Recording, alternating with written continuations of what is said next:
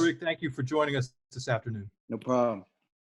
Hey, we had a chance to talk to Coach Smith recently, and he said he thought you were playing like a first-round draft pick early last season, but then you were bumped up a little bit. How frustrating was that for you to not be able to maybe play at the level you had hoped? And are you back, if and when this season starts, to being able to play health-wise at that level? Yeah, of course it was a frustrating process, but the coaches had a plan for me, and I just tried to do the best I could. Whatever they asked me to do, whatever my role was for the team, I wanted to do it to the best of my ability. So it was kind of frustrating, but Coach Franklin kind of preaches you gotta do what you can kind of control. So that was kind of my main focus. I mean, I'm fully healthy and I'm ready to go. Next up is Tyler Donahue, Lions 247. Tyler, could you unmute your line? Hey, Tariq, can you hear me? Yeah, how you doing? I'm doing well. Good to speak with you. I hope you've been good. I'm doing well. Wanted to get your thoughts on how that room has changed. You've been able to kind of rely on John Reed since you got to campus. We've always heard about how important he's been in the film room with a lot of the younger players. You're the old man now in that group, with most experience. Is that something that you've kind of embraced this offseason, even though everybody's all over the place? And how important is leadership for this team right now in terms of accountability with it being so far out of the normal realm? Yeah, I mean, I think I've been an older guy since probably my sophomore year. Coach T has just groomed me to kind of be the leader and eventually to come to this point. So I think I've been one of the leaders in the room, but I've tried to take each little quality of the leader of our room and kind of add it to my repertoire. So, yeah. Next up is Audrey Snyder with The Athletic.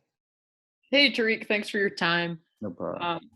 I'm just wondering, when you kind of look back at your play last year, like Mark was saying, like Terry said, how can you learn from that experience? Because obviously the health part you can't control, but were there things that you saw on film maybe that you want to change, or ways that you could learn from last year?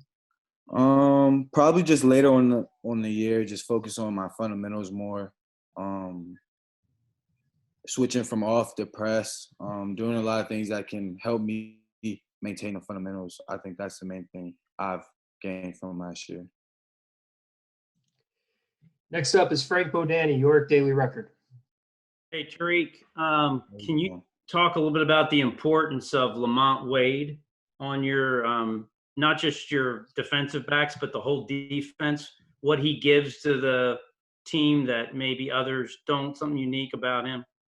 Yeah, I think he's a high energy guy. He brings a lot of energy to the secondary, but also the whole team. He's also vocal as well. So I think he brings passion and energy, of course. Next up is Nubias Wilborn, Pittsburgh Post-Gazette. Hey, man, how's it going? Hope you're doing well. How you doing? Good, brother. Want to ask you the same question I asked your teammate earlier. How familiar are you with the name, image, and licensing stuff, and which teammate or teammates do you think could profit the most, get the most kind of endorsement stuff going? I mean, I've seen it on like social media, but I haven't really looked into it because I heard it doesn't really have to do with me, which is kind of sad. But I really don't know what teammate. I think I hope everyone can kind of capitalize off it. I think it's a good deal. Next up is Donnie Collins, Times Tribune. Hold on, Donnie. There you go. Got me? Yeah, you're good now. All right. Hey, Tariq, how are you doing? How you doing? Pretty well. When you were playing very well last year in the beginning of the year, like the first round pick, like Coach Smith said, what were you doing extremely well that you thought was something you hope could carry into the next season? What were your strengths at that point? I think I was just playing with a lot of confidence and just being physical. I thought I knew the defense really well, which allowed me to kind of play fast. So I think my confidence was something that each game I was just showing myself what I could do, and it really helped. Next up is John Sauber, Center Daily Times. Hey, Tariq, how's it going? How you doing? Doing all right. So when we talked to Coach Smith earlier, He said that basically the team needs a top corner, and he wants you to be that lockdown guy. Do you sort of feel the pressure from that, and do you feel that you're ready for that role? No, I don't really feel pressure. Because if that's my role, then I'm just going to capitalize off it. But I think I am ready for it. You know, I really know the defense. I'm able to play the field and the boundary. And I think regardless whoever guards who, I have trust in the rest of the corners, like Don, Keese, everyone, to kind of step up and be the top corners because I think we're really able to. So, Rich Garcella, Reading Eagle. Hey, Tariq, thanks for your time. no problem. Brent Fry, I guess when we talked to him about a month or so ago, talked about the number of big plays in the passing game that were allowed last year, and it said that's something that the coaching staff at least is focused on. Why do you think there were so many big pass plays against you as a team last year, and what can you do to improve on that this year? Yeah, I think the main thing was probably communication between well, mine would be like the will and then that free safety. So just being on the same page because maybe I'm not dropping deep enough and then the safety things I might carry. So just the minor things that kind of lead to big explosion plays are kind of things I've seen that we can kind of fix.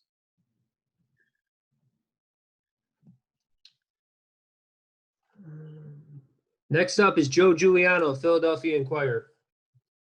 Hey, good afternoon, Tariq. Thanks for How you joining us.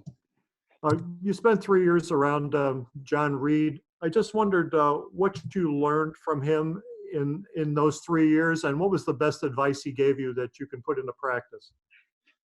I think the biggest thing I probably learned was, of course, film. Everyone knows he's a film junkie, so the film part was kind of the thing he kind of showed me how to break down, what to look at. What else? Probably his competitiveness, because like when we do like goal line tackle or press, he's the first one that jumps out there. He just goes 110%, whatever he's doing. So he kind of showed me how to practice as well as like Christian Campbell and Amani. So his best advice though, I don't know, probably just move on to the next play. So. Next up is Greg Pickle, Penn Live. Hey, Tariq, how you doing? How you doing? I'm doing well, thank you. Hey, I'm just curious. Obviously, the one question that everybody would like to know that no one has an answer to is about when, you can return to campus, when things will be able to start back up again. I'm just curious from your personal opinion and perspective, what kind of things would you like to see in place to feel comfortable returning back to the facilities and campus again? Yeah, that's a great question because I don't think I've really thought about it that far. I'm kind of like day to day on working out and things like that. But I'm sure like Coach Franklin and Andy have a great plan for us to return, and they're gonna bring us back when it's like most safe. So I'm gonna let them kind of handle what's necessary. But I know I'm gonna be ready when we come back to compete. So. Mark Brennan, Fight on State. Tariq, are you aware that Penn State's never had a first-round DB go in the draft? And is that anything that, kind of in the back of your mind going into your final season? No, I don't think I was aware of that. But I just think if I put in the work, going every day, approach practice like it's a game, I think everything will take care of itself at the end. And that's what I believe in. So. Next up is Tyler Donahue, Lions 247. Tariq, we got a good chance to see two true freshmen last year, Marquise and Keaton. Those guys, how much did they gain from that experience last year from what you saw going into the offseason? And then behind the scenes, a couple that we didn't see as much of, Daquan Hardy, Joe Porter Jr. How strong could that class be of cornerbacks that you guys brought in last year? Yeah, I think Marquise and Keaton kind of gained that experience you need, and kind of with that comes the confidence. And Marquise is already a confident guy, so that little confidence is going to take his game to the next level. Keaton is super, just all around sturdy. He can do everything in my book. He plays inside and outside. But that class overall with Daquan and Joey, they're going to be nice, and they're going to be able to take over when I leave and whoever else comes. So. Jack Washer, WTAJ. Sorry I missed you. You're good. Tariq, with everyone, now in kind of a weird circumstances right now, how have you adapted to kind of getting your routine to as normal as possible, obviously without being in the facility every day? I just try to keep myself occupied by like running hills, jump rope, and things like that. So trying to kind of keep the same schedule, which is hard to do, but I think my mom did a great job of meal prepping for me, was able to cook for me. So I just really worried about school and working out. So it was a good deal for me. Next up is Audrey Snyder, The Athletic. Tariq, staying in that cornerback room, we saw a lot of Donovan Johnson a couple years ago, then obviously gets hurt last year. Where do you think, or how do you think Donovan can impact that room? I think Don brings that toughness. He's like he could tackle. He plays physical. He just brings toughness to the game, and we kind of need that in the corner room. So. Frank Bodani, York Daily Record. Hey, Tariq, Shaka, his influence, how does it go maybe beyond just the defensive line? Do you guys feel that through the whole defense? Yeah, I think Shaka's the overall leader in the room. Like being the whole team, he kind of brings his Philly kind of swag to it. He's well respected among our teammates. So Shaka's the leader of kind of the whole team. Tobias Wilborn, Pittsburgh Post-Gazette. Oh, hey, just to kind of follow up on the question I asked earlier, you mentioned that it made you sound like, how much would being able to make money off name, image, license potentially be a good thing for college athletes going forward? I think overall the idea of it would be nice. I haven't really read up much into it, so I don't want to kind of speak on what it is and what it's not. So I just think the overall like image of it is going to be good. Next up is Donnie Collins, Times Tribune.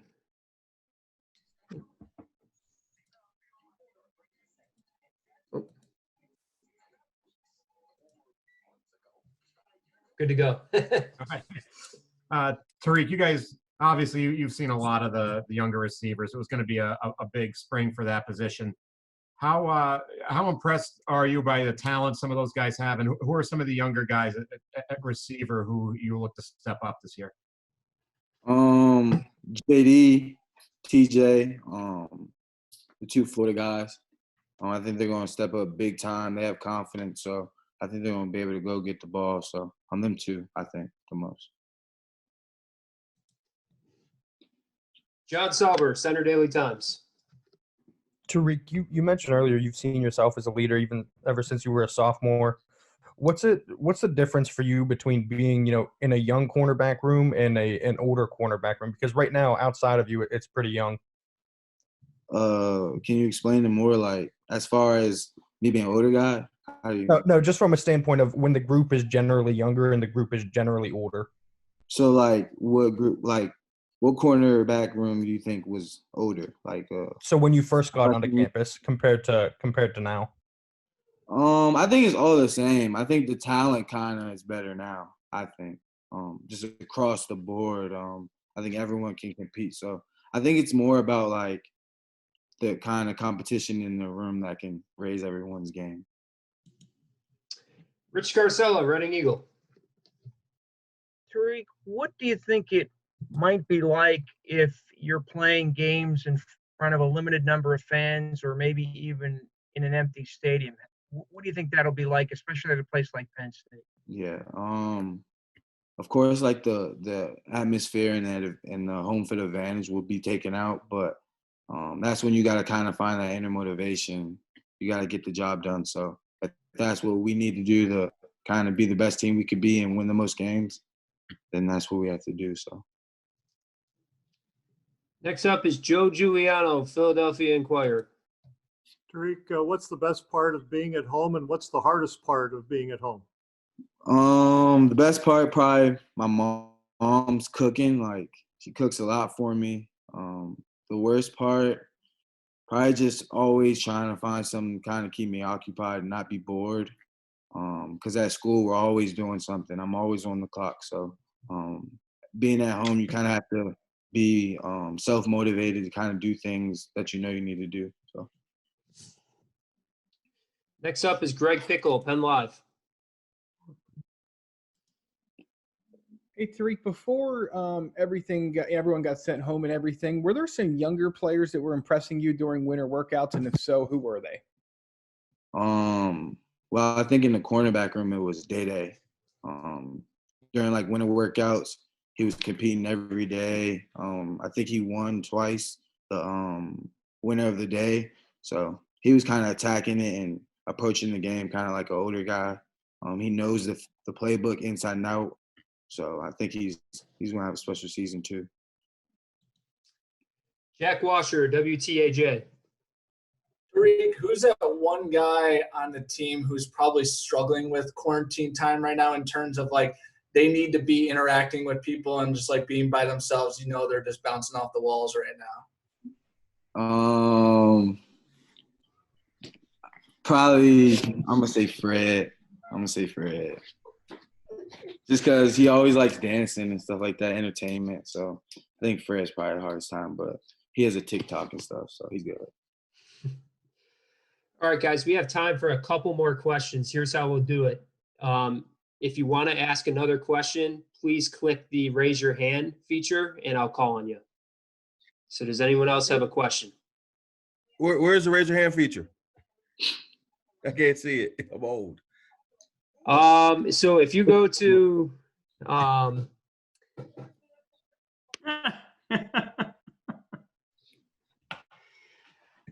losing it here too, to be honest. Here, I'll just run through the list. You can do the reactions. I'll run through the list one more time quickly here. Mark Brennan, you got anything? Yeah, definitely. Tariq, can you tell us a little bit about your relationship with Coach Smith? Because when we talked to him, he was very open about some of the constructive feedback he had for you. How valuable is that for you? Yeah, me and Coach Smith is super close. I think in our room, our motto is kind of like call a spade. So we don't have really much secrets. We don't have any secrets. Matter of fact, like how he feels about you is how he feels about you. There's no kind of gray area, which kind of I think is the best for me and the rest of the corners in our room is kind of what we need. So I think he's great. Tyler Donahue. Hey, thanks for round three, guys. Tariq, when you look at Jaquan Brisker, we heard some good things about him from Tim Banks last month. Sounds like he's pushing hard to start alongside Lamont.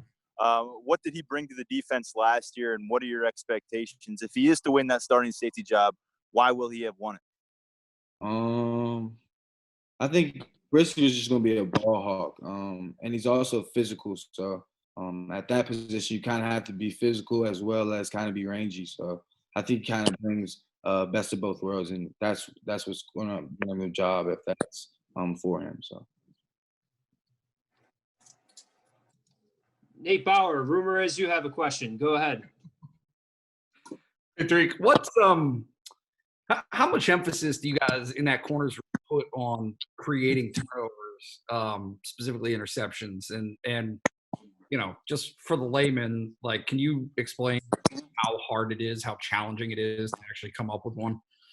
I mean, in the room, of course, we talk about turnovers and when you can jump stuff and when you can't, but Coach T kind of tells you, like, it's all on you and your judgment. And when you watch film, that's when you kind of are able to, like, to pick up on things and kind of just jump in and go for it. But the thing you can't do is, like, hesitate. I think that's what kind of messes people up when they hesitate. They don't think, like, they can get there or they just go for the PBU. But I think it's, like, the hardest part. You said the hardest part, right? Just what the challenges are, like how difficult it actually is. I think the ones that just come free, no one's around you, is probably the hardest one, because you just take it for granted and just maybe not look it in. So I think that's kind of the hardest one. Audrey Snyder. We saw Trent Gordon move to safety this offseason. What can you tell us about him, and why do you think that position switch makes sense for him and his skill set? I mean, I think it's just a plus. He kind of adds his covering skills, being at corner for so long, but he also was a great tackler. I mean, I don't think he missed too many tackles. I think he's shown he can be physical, so I think that will translate well.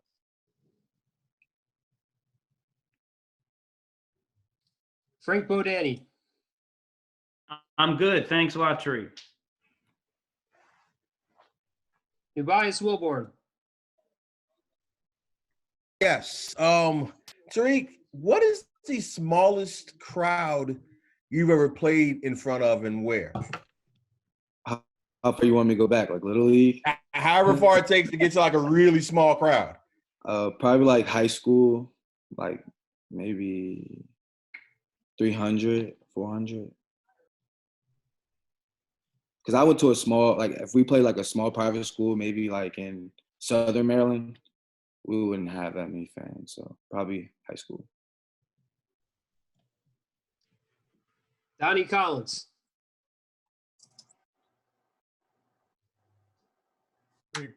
Greg, can I get one? You there? Yeah, I got you now. Good. Your mic needs some work. Yeah, no idea what's going on. It's the first time this happened. Tariq, you mentioned John Reed, his work in film. How he watched it. What did you learn from him about how to study game film, and how is he different than most players you've been around with his study of that? Yeah, probably like how he breaks it down, whether it be like third down, 3rd and 1, like third and 5 through 3rd and 8, like intermediate. Really like the kind of the little things that come along, like watching film. I think the thing that sets him apart is how much film he watched. Like all the time he's watching film. So that's kind of where he's unmatched.